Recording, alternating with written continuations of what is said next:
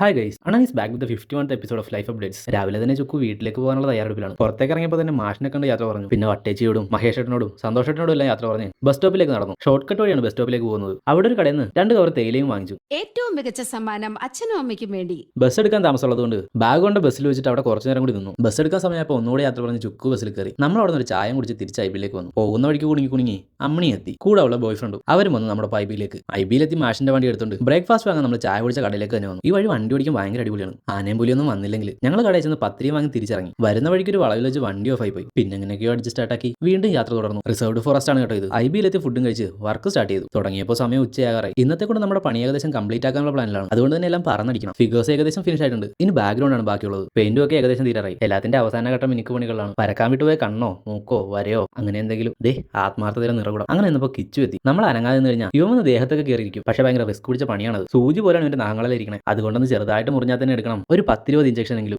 നമ്മുടെ ദാമക്കുരങ്ങനും അമ്മേ. ഈ തള്ളക്കുരങ്ങിന്റെ ഫേസ് ശ്രദ്ധിച്ചോ? ബ്ലഷ് അടിച്ചിരിക്കുന്നു. മേറ്റിംഗ് സമയത്തും കുഞ്ഞുണ്ടായി കഴിഞ്ഞിട്ടുള്ള സമയത്തുമാണ് ഫീമെയിൽ കുരങ്ങളുടെ മുഖത്ത് ഇങ്ങനെ ഉണ്ടാകുന്നത്. ഓക്കെ, നെഗ് കടുവാക്കപ്പലിനെ വരച്ച് തീരാറായി. ഉച്ച കഴിഞ്ഞ് തിരക്കിട്ടുള്ള പെയിന്റ് തുടങ്ങി. ഓടിച്ചിട്ടടി വീഡിയോ എടുക്കാൻ പോലും സമയം കിട്ടിയില്ല. സന്ധ്യ കഴിഞ്ഞപ്പോൾ കട്ടനിട്ടുകൊണ്ട് മാഷ് വന്നു. The energy booster. നമ്മളിവിടെ എത്തിയിട്ട് ഇത് ആദ്യമായിട്ടാണ് സന്ധ്യ കഴിഞ്ഞ് പെയിന്റ് അടിക്കണേ. അത് ജാഗ്രതയോട് കൂടിയാണ് അടി. ഫ്ലാഷ് തെളിച്ചുകൊണ്ടാണ് വരക്കുന്നത്. സന്ധ്യ കഴിഞ്ഞപ്പോൾ നല്ല തണുപ്പും വരാൻ തുടങ്ങി. നമ്മുടെ കയ്യിൽ ടോർച്ച് ഉണ്ട് കേട്ടോ. കൃത്യമായ ഇടവേളകളിൽ 4 ചുറ്റും ടോർച്ച് കളിച്ച് നോക്കിക്കൊണ്ടേയിരിക്കും. റിസ്ക് എടുക്കാൻ പറ്റില്ലല്ലോ. ഒരുപാട് നേരത്തെ കഷ്ടപ്പാടിനൊടുവിൽ മതിലിലെ പണി ഏകദേശം പൂർത്തിയായിരിക്കുകയാണ്. അടുത്ത ആത്മാർത്ഥയുടെ നിറകൂടം. പെയിന്റ് എല്ലാം എടുത്ത് ഒതുക്കി വെച്ച് നേരെ കിച്ചണിലേക്കാണ് വന്നത്. ഉണ്ണിയേട്ടനും സന്തോഷേട്ടനും കൂടി ചപ്പാത്തിയും കറി ഉണ്ടാക്കി വെച്ചിട്ടുണ്ട്. ഫുഡും കഴിച്ച് വീണ്ടും പെയിന്റ് അടിക്കാൻ വന്നു. ഓഫീസിന്റെ ഫ്രണ്ടിൽ മതിലല്ല, ഇവിടെ കുറച്ചുകൂടി മുള വരച്ച് ചേർക്കാനുണ്ട്. അങ്ങനെ അത് പെട്ടെന്ന് വരച്ച് ചേർത്തിട്ട് റൂമിലേക്ക് വന്നു. ഇവിടുത്തെ നമ്മുടെ അവസാനത്തെ രാത്രി. ഇതുവരെയുള്ള ദിവസത്തെ അവലോകന യോഗമായിരുന്നു അത്. 8 പേരുണ്ടായിരുന്ന നമ്മുടെ ഗ്രൂപ്പ് ഇപ്പതേ 4 പേരായി ചുരുങ്ങിയിരിക്കുന്നു. രാവിലെ എഴുന്നിട്ട് കുറച്ചുകൂടി പണി തീർക്കാനുള്ളതുകൊണ്ട് ഒരുപാട് നേരം ഒന്നും ഇരുന്നില്ല. 12 മണിയായപ്പോൾ തന്നെ കിടന്നു. ബാക്കി നാളെ അപ്പോൾ ബൈ.